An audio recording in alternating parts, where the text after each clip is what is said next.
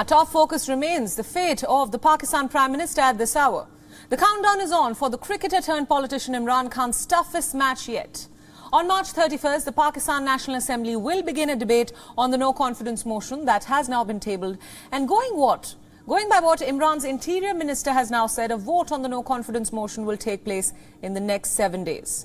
So Imran Khan has approximately a week to try and retain the Prime Minister's chair, and he's leaving no stone unturned.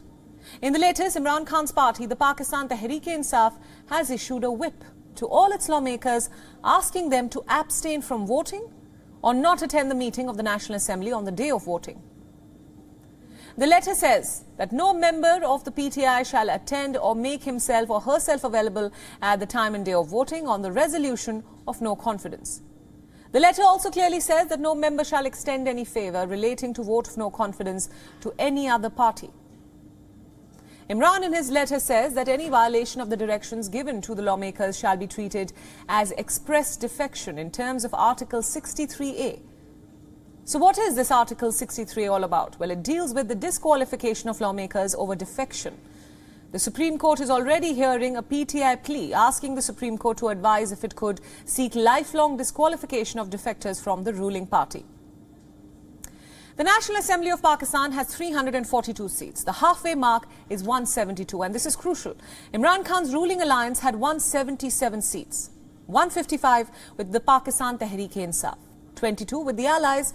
But while some allies are now jumping ship, the other remain non-committal, and at least 13 lawmakers from Imran's own party have allegedly deserted him. Reports say that this number could gradually get bigger. Adding to Imran Khan's woes, the MQMP, which was a key government ally, seems to have reached an agreement and decided to join hands with the opposition. The support will be the no-confidence motion against Prime Minister Khan. However, the agreement is yet to be ratified by the main steering committee. And if an agreement is reached, then Pakistan's Prime Minister Imran Khan will be left with only 164 members, even with its defectors counted, while the unified opposition has grown to 177 members. The joint opposition and the MQMP will further be holding a joint press conference at 4 p.m. local time, and we'll of course be tracking all the updates from this meeting. In Pakistan, prime ministers in the past have been removed through extra-constitutional or extra-parliamentary means. Two have previously been ousted through judicial action.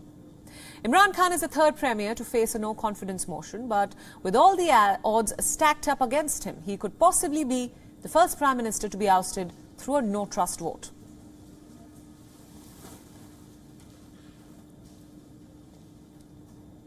Now, for more details about what lies ahead for Imran Khan, our correspondent, our Pakistan Bureau Chief, Anas Malik, is now joining us live from Islamabad. Anas, thanks so much for joining us at this hour on WION World is One.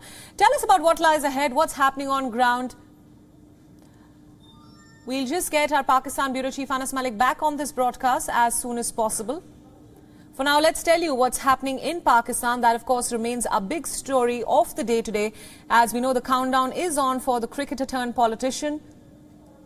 Let's tell you what lies ahead for him now. On March 31st, the Pakistan National Assembly will begin a debate on the no-confidence motion that has been tabled.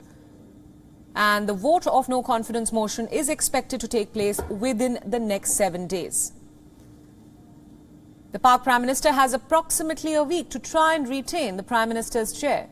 And he is going about trying everything in his powers to stop people from leaving his party. And that includes introducing an article to stop any kind of defectors or any kind of defection from happening.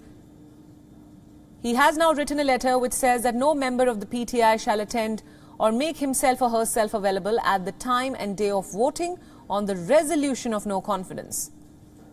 The letter clearly says that no member shall extend any favour relating to the vote of confidence to any other party. Now, we've got a Pakistan Bureau Chief, Anas Malik, back on this broadcast with us. Anas, thanks for joining us. Now, tell us what's happening in Pakistan as of now. It's a crucial time for the Pak Prime Minister. The next 7 days are going to decide the fate, if he can hold on to power or not. Well, not really the next 7 days, Priyanka. By the looks of it, the next few hours decide the fate of Imran Khan government, whether it has that magic number of 172 seats or not.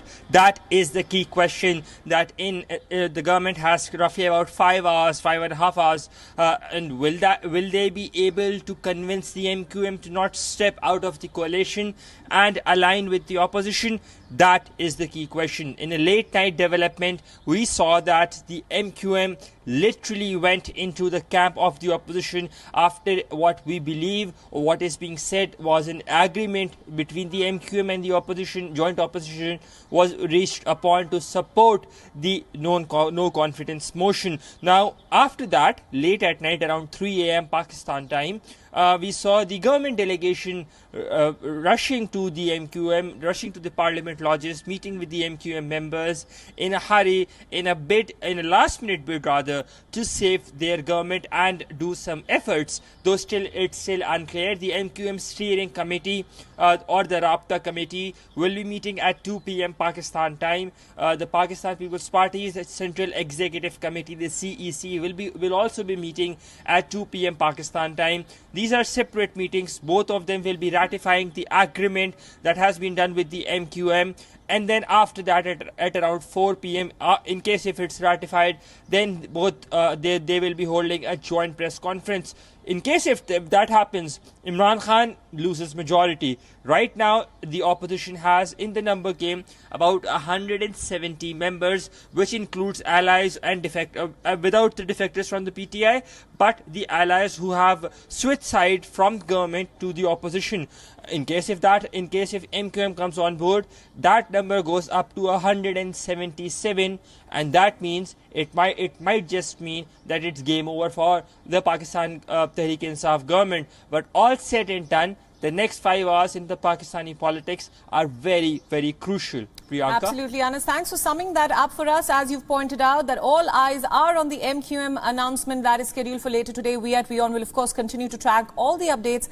Thanks for joining us on WION at this hour. WION World is now available in your country. Download the app now and get all the news updates on the move.